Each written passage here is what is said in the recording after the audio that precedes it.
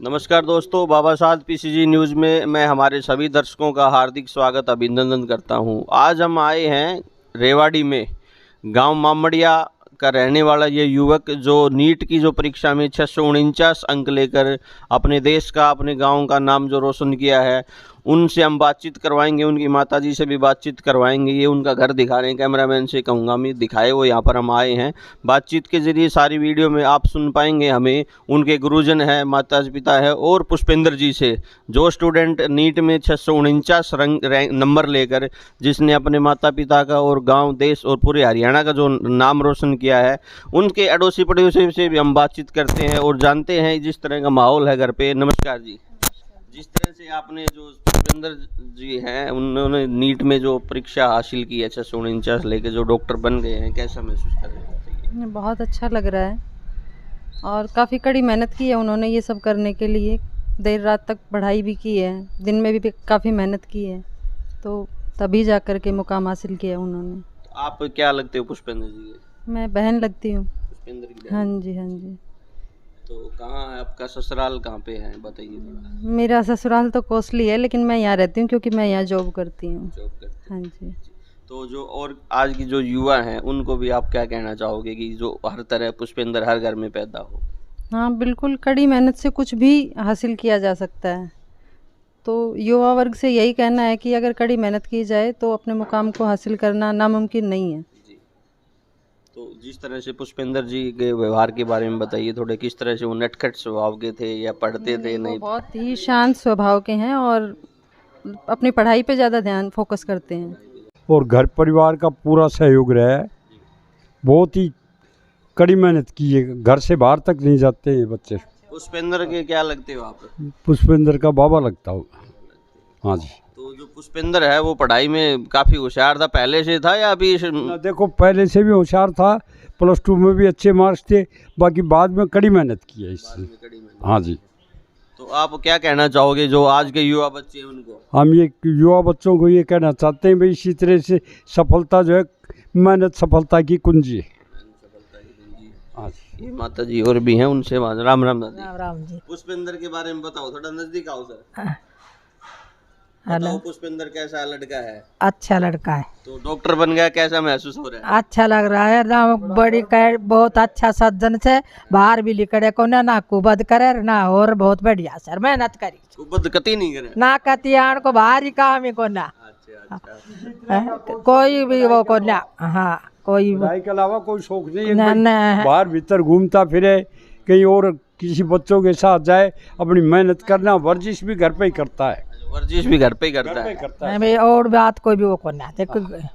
हाँ, तो और क्या कहना चाहोगे जो बच्चे, युवा बच्चे हैं, उनको भी क्या कहोगे? आप भी जैसे डॉक्टर बने, हम तो सब बालका ने नु कहा भाई, इसी मेहनत करो, इसी डॉक्टर बनो, और ऐसी मेहनत करो भैया, सफल बनो, और अच्छा काम करोगा तो थार माँ बापा को नाम रोशन होगो। गलत तो सांझ पहले कर ले इंसान ने, है कि नहीं? मार तो यही कहा।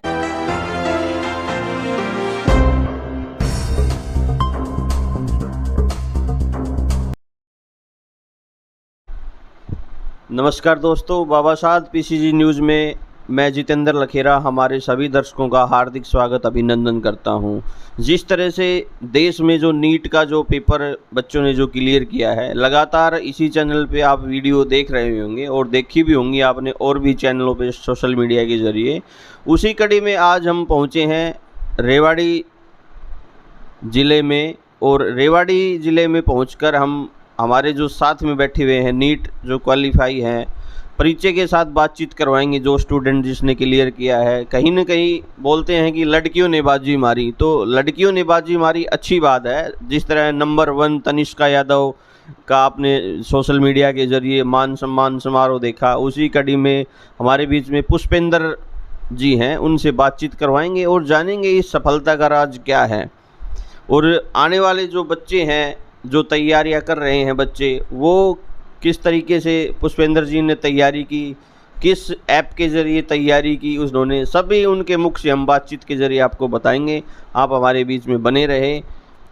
नमस्कार जी। ये पीसीजी न्यूज़ में आपका स्वागत है। धन्यवाद सर। जिस तरह से नीट में आपने सफलता के 4 चांद लगाए हैं, अपने परिचय के साथ अपनी सफलता का एक बार राज बताइए। मेरा नाम पुष्पेंद्र है। मेरे पिताजी का नाम श्री जगबीर सिंह है, माताजी का नाम दयावती है, और मैं यहीं रेवाड़ी का ही रहने वाला हूँ। और मेरे नीट में मेरा स्कोर रहा है 649 और ऑल इंडिया रैंक रही है 4762 और ओबीसी कैटेगरी रैंक रही है मेरी 1608। और मैं तो सबसे पहले तो अपने पेरेंट्स का धन्यवाद करना चाहूँगा और फिर अपने टीचर्स का, जिनने इस मतलब मुकाम को मेरे को हासिल करने में बहुत मदद करी है। बाकी लॉकडाउन होने के बाद से घर पे रहने के बाद काफ़ी दिक्कत आने लगी थी।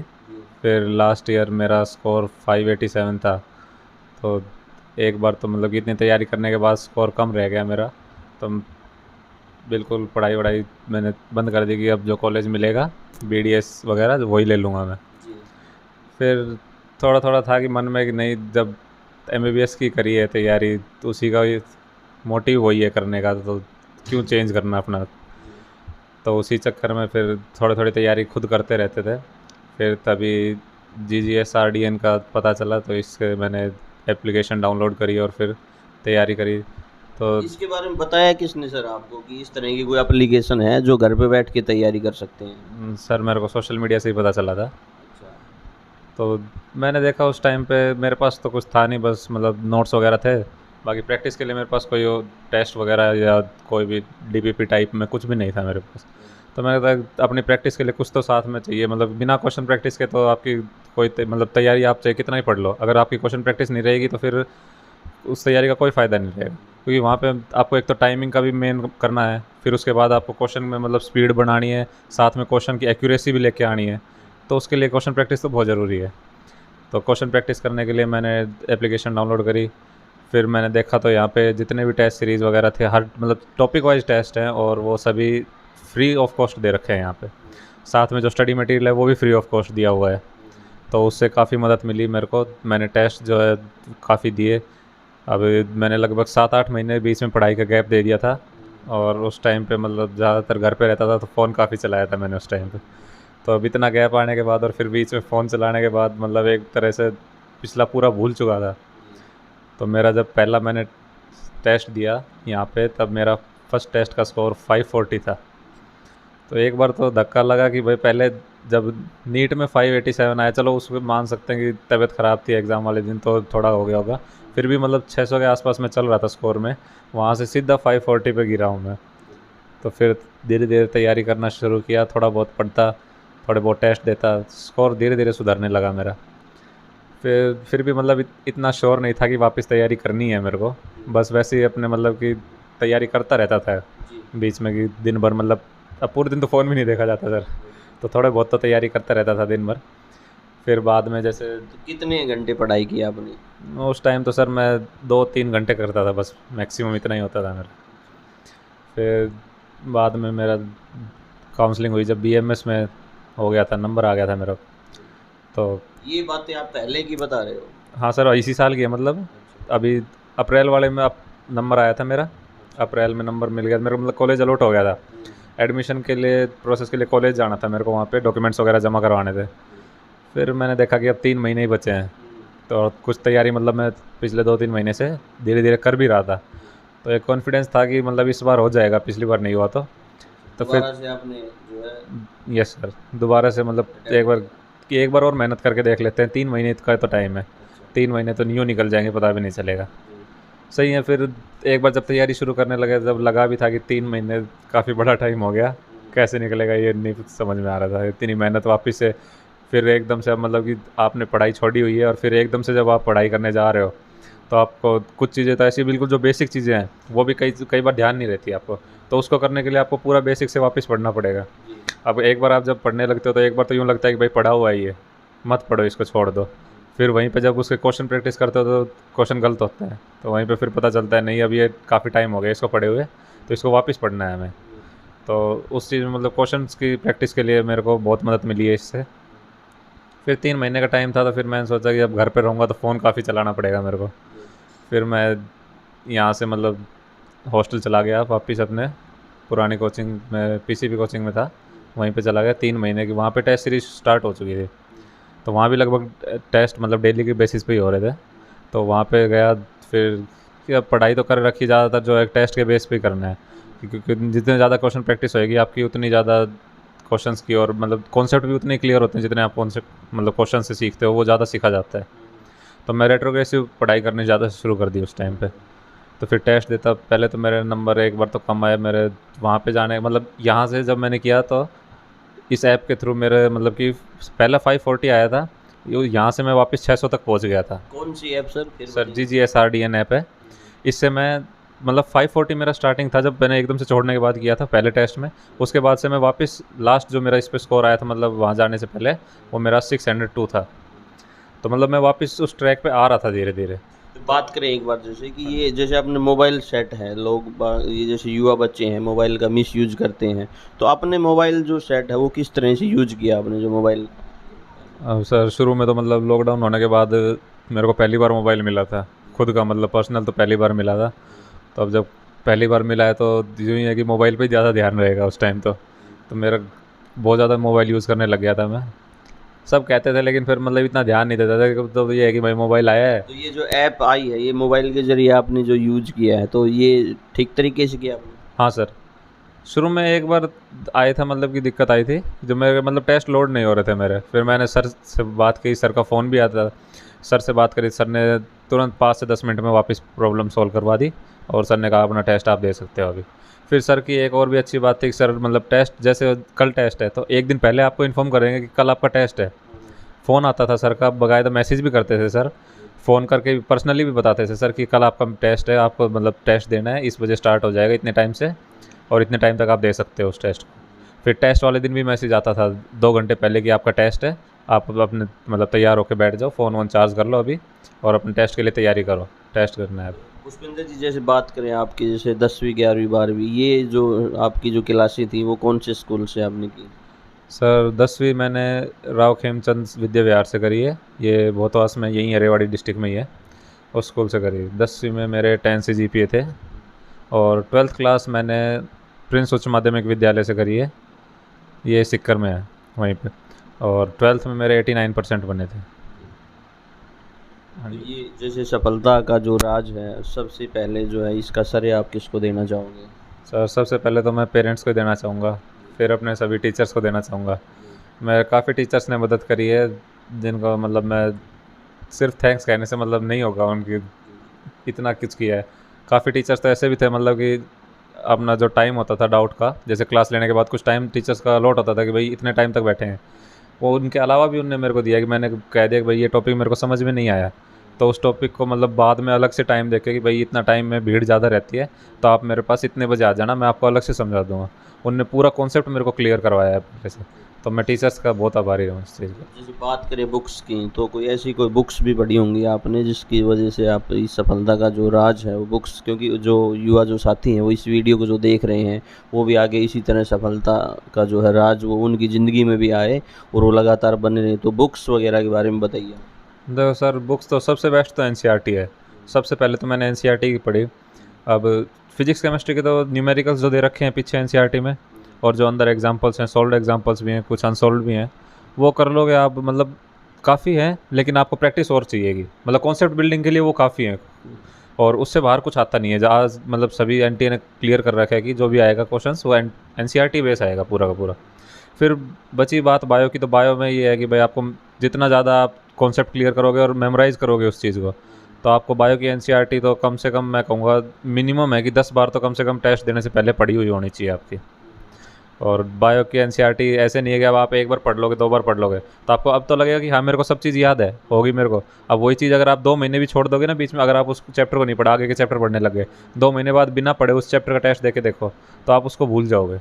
काफ़ी कुछ चीज़ें ऐसी होंगी उस चैप्टर से जो भूल जाओगे, क्योंकि बायो में काफ़ी तो डाटा भी हैं।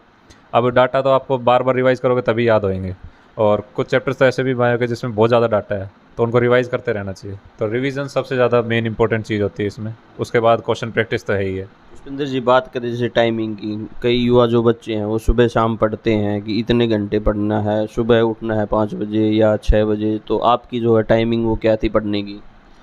सर टाइम शेड्यूल सब ने कह रखा था कि टाइम टेबल बना के पढ़ो, अपना फिक्स करो टाइम टेबल। लेकिन सर मैं ये मानता हूँ कि टाइम टेबल फिक्स करने से मतलब इतना कोई ज़्यादा वो नहीं होता, लेकिन ये है कि आप अपना दिन का फिक्स कर लो कि भाई मेरे को ये टॉपिक ख़त्म करना है। यूँ नहीं कि मेरे को 11 बजे सोना है तो 11 बजे सो जाना है बस, यूँ नहीं। अब 11 बजे आप मान लो कोई टॉपिक पढ़ रहे हो, उसके 2 ही पेज हुए हैं, वो टॉपिक 10 पेज का है, तो आप 11 बजे सो जाओगे? वो नहीं करना, आपको टॉपिक करना है कि भाई मेरे को आज जैसे केमिकल इक्विलिब्रियम है, वो चैप्टर कंप्लीट करके सोना है। तो वो चाहे आपके 2 बजे चाहे 3 बजे, वो चैप्टर ख़त्म करके सोना है आपको आज मतलब टाइमिंग से ये। अब आप टाइम टेबल बना के रखोगे तो आपका टाइम टेबल ये है कि भाई मेरे को 3 घंटे पढ़ना है, अब 3 घंटे बाद फिर मेरे को रेस्ट करना है। तो 3 घंटे बाद आप पढ़ते ही फिर एकदम से आपका माइंड ये स्ट्राइक करेगा कि भाई अब रेस्ट का टाइम हो गया तेरा, तो उधर से जो आपका एकदम से मतलब जो ध्यान दे रखा था वो पूरा पूरा ध्यान टूट जाएगा उधर से। अब स्टार्टिंग में चलो 2-3 दिन तो होता है कि ठीक है पढ़ लोगे, लेकिन उसके बाद फिर आदत बन जाएगी, तो वो 3 घंटे बाद आपका माइंड यही स्ट्राइक करेगा कि भाई अब तेरा टाइम हो गया पढ़ने का, अब रेस्ट का टाइम है तेरा, अब रेस्ट कर तो एकदम से पूरा ध्यान हट जाता है वहाँ से पढ़ाई से। इससे अच्छा आप ऐसा करोगे, अपना टॉपिक फिक्स करो, टॉपिक क्लियर करो अपना, वो पूरा उस दिन जैसे आपने 3 टॉपिक कर दिया, 3 टॉपिक मेरे को आज करके ही सोना है, चाहे फिर मेरे को 2 बजे चाहे 3 बजे रात के, मेरे को वो टॉपिक क्लियर करना है। तो कभी मम्मी पापा ने ऐसा नहीं बोला कि आप पढ़ते नहीं? मैं ये तो बहुत बार बोला है सर। हाँ ये तो बहुत बार है, ये होती भी है सर। काफ़ी बार तो ऐसे होता है कि अब पूरे दिन पढ़ रहे हो, अब जब मम्मी पापा आए उस टाइम पे मान लो फ़ोन चला रहे हो या बातें कर रहे हो इधर उधर, वैसे सोते हुए मिल गए आप, तो यही होता है कि फिर पेरेंट्स बोलते थे ही। लेकिन सही है वो बोलना, मतलब एक पॉजिटिव वे में अगर आप लोगे तो आपको बहुत फ़ायदा होगा उस चीज़ का। अब कुछ बच्चे होते हैं उसी को नेगेटिव वे में ले लेते हैं कि भाई मैं पढ़ भी रहा हूँ और फिर भी मेरे को इतना बोल रहे हैं, उससे आपको कोई फ़ायदा नहीं होगा। आप एक स्ट्रेस आपके अंदर आ जाएगा बस कि पेरेंट्स के लिए। इससे अच्छा आप उसको पॉजिटिव वे में लो कि हाँ भाई मेरे पेरेंट्स मेरे को मेरा गोल अचीव करने में हेल्प करना चाहते हैं, इस चीज़ में बहुत मदद कर रहे हैं मेरे को। तो अंत में जैसे युवा जो साथी हैं अपने और भी स्टूडेंट हैं, तो आप क्या कहना चाहोगे? मैं तो यही कहना चाहूँगा कि भाई जितनी आप तैयारी कर सकते हो, मेनली तो आप एनसीईआरटी बेस फोकस करो, क्योंकि पेपर वहीं से आएगा। और एनसीईआरटी को यूँ नहीं है कि भाई एक बार पढ़ लिया आपने, या क्वेश्चन है फिजिक्स केमिस्ट्री को वो एक बार सोल्व कर लिए। हाँ कुछ क्वेश्चंस मानते हैं कि भाई दे रखे हैं वो हाई लेवल के हैं एनसीईआरटी में भी, जो एडवांस लेवल के आते हैं, लेकिन उनको भी मतलब एक बार तो कम से कम सोल्व करो। नहीं हो रहा क्वेश्चन उसको दोबारा करो। यूँ नहीं है कि आपको एक क्वेश्चन किया सोल्व नहीं हुआ, आप फिर सीधे टीचर के पास या किसी दोस्त के पास जिससे वो क्वेश्चन हो गया उसके पास जाके पूछ रहे हो, इससे क्या फ़ायदा होगा? वो तो उस क्वेश्चन उसका जो जिससे भी आप पूछोगे उसका रिवाइज होएगा, आपका क्या रिवाइज हुआ? फिर आपने तो कॉन्सेप्ट थोड़ी सीखा, आपने तो सीधा तरीका आ गया कि भाई इस तरीके से सोल्व कर लिया। बस कॉन्सेप्ट सीखने के लिए पहले तो ये कि आप कम से कम 2 बार या 3 बार तो आप खुद सोल्व करो उसको। नहीं हुआ फिर आप अपने टीचर या फ्रेंड किसी से भी जाके पूछो, फिर वो आपको पूरा बताए। अब आप 2-3 बार करोगे तो आप उस कॉन्सेप्ट पे माथापच्ची करोगे तो वो कॉन्सेप्ट आपको क्लियर हो जाएगा फिर जब सीखोगे। इसी कड़ी में इनकी जो माताजी हैं उनसे भी हम बातचीत करवाएंगे, साथ में जो उनके गुरुजन है यहाँ पे घर पे आए हुए हैं उनसे भी बातचीत करवाएंगे। जैसे माताजी आप क्या टीचिंग किस प्रोफाइल से हो? बात हेल्थ में हूँ सर, और हेल्थ में एएनएम हूँ सर। हाँ जी सर। तो क्या आपने ये तैयारी पहले से ही प्लान था, बचपन से नटखट होगा, ये कैसा था खेल में कूद में? थोड़ा बताओ इसके बारे में। सर ये शुरू से ही मतलब पहले तो थोड़ा सा था कि भाई स्कूल से जैसे छूट जाता था, नहीं जाता था बचपन में। उसके बाद सर फिर थोड़ा सा इसको जैसे डांट पड़ी और पिटाई बनी, उसके बाद ये पढ़ाई में शुरू से ही अच्छे है सर, और सभी टीचरों का फेवरेट भी रहा है, जिस भी स्कूल में गया है फेवरेट रहा है सर ये। इसके पापा जी पुष्पेंद्र जी के क्या करते हैं? टीचर हैं सर। टीचर। हाँ जी सर।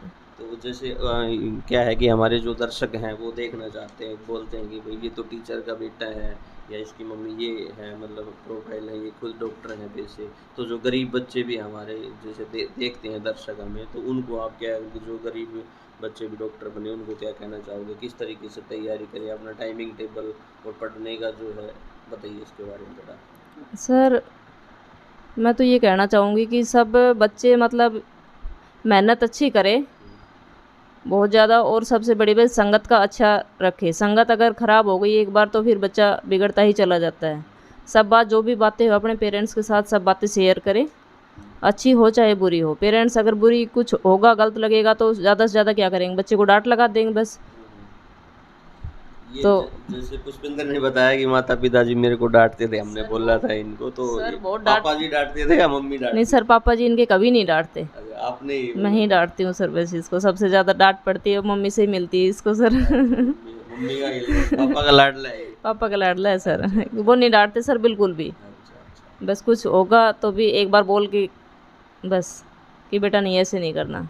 तो अभी जो डॉक्टर बन गया है बेटा, तो इसकी मतलब ये होता है ना कि कई बार हमने देहात में भी लड़का डॉक्टर बन गया तो जो है इसकी घरवाली भी जो है डॉक्टर ही होगी, तो ऐसा होगा या फिर सर कैसा? ऐसा कुछ नहीं है, वो तो सर आगे समय बताएगा। समय बता, हाँ जी सर, अभी कुछ नहीं कर अभी कुछ नहीं कह सकते सर इस बारे में। अभी तो मेरा यही है कि भई ये पहले एमबीबीएस करे, उसके बाद पीजी करे 2 साल, उसके बाद शादी का कहीं नंबर आएगा इसका सर। और सर मेहनत इसने लास्ट के शुरू में इसने नहीं करी, लास्ट के इसने 3 महीने मतलब मेहनत खूब करी है दब के। हाँ जी इन्होंने जैसे घर पे रह के तैयारियां की या कहाँ सर, घर कैसे पे इसकी कम हुई है तैयारी, और वहाँ जाके अपने इंस्टीट्यूट में वहाँ ज़्यादा की है। और ऑनलाइन टेस्ट सर ये किसी के भी नहीं छोड़ता।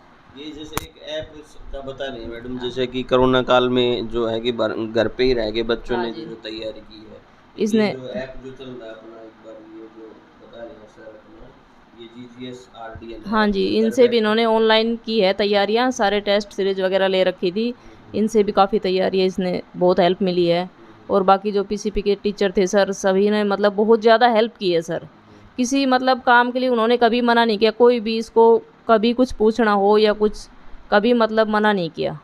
तो इसने ऑनलाइन भी सारी टेस्ट सीरीज की है और वहाँ भी सर, तो बाद में इसने बहुत मेहनत की है। तो बधाइयों को भी, जैसे इनके आपके घर पे खुशी का माहौल होगा, जैसे बुआ है, दादी है, ताऊ है, ताई है, सर, चाची सबसे है। ज़्यादा तो इसकी नानी जी और इसके ताऊ जी, उनको बहुत ज़्यादा थी कि भाई बच्चा हमारा डॉक्टर बने। उनको तो पता नहीं क्या लग रहा था कि भाई बस बच्चा डॉक्टर बन जाए। बहुत सबसे ज़्यादा मुझे लगता है शायद हमारे से भी ज़्यादा वो खुश हैं इस बात से। तो ननिहाल का है उसका कुछ ज़्यादा लगाव, नानी का मतलब वो है ज़्यादा है जी। तो इनको बताओगे आप एक बार नानी जी को इनकी को मतलब मेरी मदर को थोड़ा सा सुनाई कम देने लग गया, तो अब उन्होंने बोला है कि मैं मशीन जब ही लगवाऊंगी कानों में जब मतलब मेरा, हाँ जी, डॉक्टर बन जाएगा।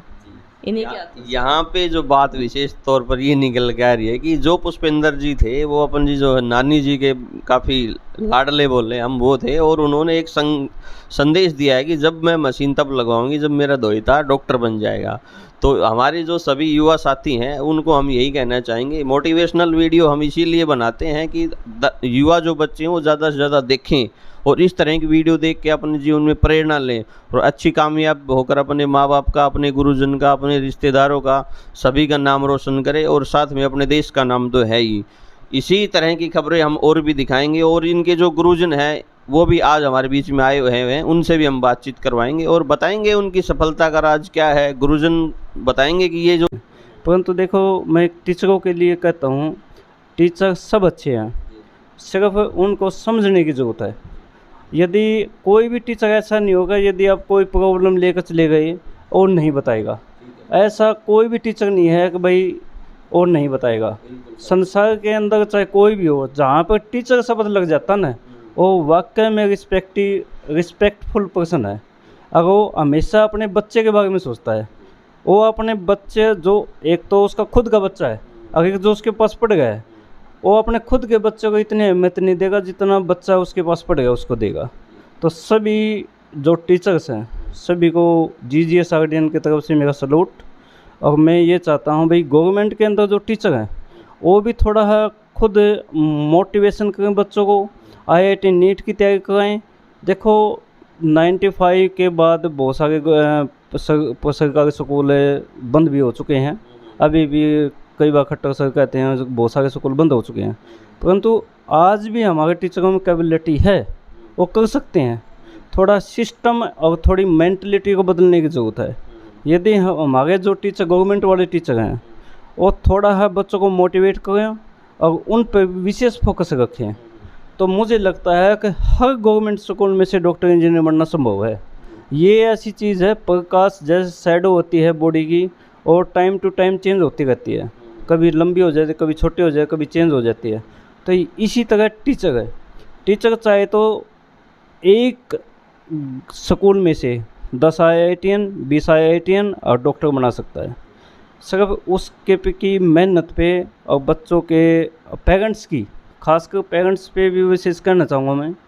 अब भाई जो पेरेंट्स होते हैं उनका सबसे बड़ा रोल होता है। टीचर स्कूल में से बच्चा पढ़ के गया तो जाके घर पे वो कितने घंटे स्टडी करता है उस पर ध्यान रखना, अगर भाई फालतू चीज़ों में ध्यान ना रखे और पढ़ाई पे ध्यान रखे। अगर भाई घर पे बच्चा कम से कम 5 या 6 घंटे अपना शेड्यूल बनाए, उसके अकॉर्डिंग भाई ऑब्जेक्टिव सब्जेक्टिव जो ऑब्जेक्टिव क्वेश्चन है कम से कम यदि मेडिकल की बात की जाए तो टॉपिक वाइज डेली के 40 क्वेश्चन करने चाहिए। फिजिक्स के 45, केमिस्ट्री 45, अब बायो बॉटनी जूलॉजी दोनों मिला के 100 क्वेश्चन डेली इनकी प्रैक्टिस करेगा तो मुझे लगता है कि वो बच्चा 99% सक्सेस होगा, डॉक्टर IIT पक्का बनेगा, इसमें कोई भी शक नहीं है। तो सबसे अच्छी बात है, देखो हमें चाहे गवर्नमेंट जो आज के दिन जो गवर्नमेंट है बीजेपी वाली, तो खासकर CM सर से ये कहना चाहूँगा, सारे 100 बच्चों जैसे ही सारे हरियाणा में से 100 बच्चों को उठा के उनको IIT नीट की तैयारी कराते हैं। सारे हर स्कूल में अच्छा टीचर लगवा दो और हर स्कूल में से IIT डॉक्टर बनने की कैपेबिलिटी है बच्चों में। सिर्फ 100 बच्चा मत लो, सिर्फ बच्चा लो सारा। एक स्कूल में यदि 100 बच्चा है तो उन पे काम करके दिखाओ। यदि टॉप करीब 100 बच्चा आप ले गए तो बाकी वाला बच्चा कहाँ जाएगा। यदि आप 0 लेवल पे हर स्कूल में काम करोगे, अच्छा टीचर गवर्नमेंट नहीं लगाते प्राइवेट लगा दो, IIT वाले टीचर को लगा दो, सेम सैलरी पर लगा दो। सेम सैलरी पर लगाओगे तो सगैर पक्की बात है 1 साल नहीं तो 2 साल, 2 साल में गवर्नमेंट स्कूल से डॉक्टर इंजीनियर बनना संभव है और ये बात पक्की है कि वहाँ से भी डॉक्टर बनेंगे। ठीक है सर, आपने समय दिया, बहुत बहुत धन्यवाद। Thank you sir. जिस तरह से आपने देखा, जो पुष्पेंद्र जी से भी आपने सुना और उनकी जो माता जी थी उनको भी हमने आपको सुनाया, और उनके जो गुरुजन थे हमारे बीच में उनसे भी हमने बातचीत की। मोबाइल का कैसे इस्तेमाल करें, गुरुजन की शिक्षा कैसे, आज्ञाकारी शिष्य कैसे बने, अपने माता पिता का जो कहना है वो कैसे माने, टाइमिंग शेड्यूल कैसे करें, सफलता का राज कैसे चुने, सारी जो चीज़ें हैं विस्तार से हमने बातचीत करने की कोशिश की। इस तरह की वीडियो हम आगे भी इसी चैनल पे आप देखना चाहते हो तो टॉप 5 में ममता यादव UPSC इसी चैनल पे देख सकते हो। कुछ दिन पहले UPSC में 438 रैंक लेकर दिव्या तंवर की वीडियो, आप इस तरह की मोटिवेशनल वीडियो देख सकते हो। लगातार हम इसी तरह की कवरेज आपके बीच में लेके आते रहेंगे। हमारा उद्देश्य है कि भारत देश में हमारे जो बच्चे हैं वो ज़्यादा से ज़्यादा ऊपर निखर कर आए, देश में अच्छे डॉक्टर बने। बेहतरीन खबरों के लिए आप बाबा साहब PCG न्यूज़ के साथ बने रहें। फेसबुक पेज को आप फॉलो करें, खबर अच्छी लगे हो तो चैनल को सब्सक्राइब करें और शेयर करें। बेहतरीन खबरों के लिए मेरे साथी सहयोगी कैमरामैन के साथ मैं जितेंद्र लखेरा, बहुत बहुत धन्यवाद। जय हिंद, जय भारत, जय हरियाणा।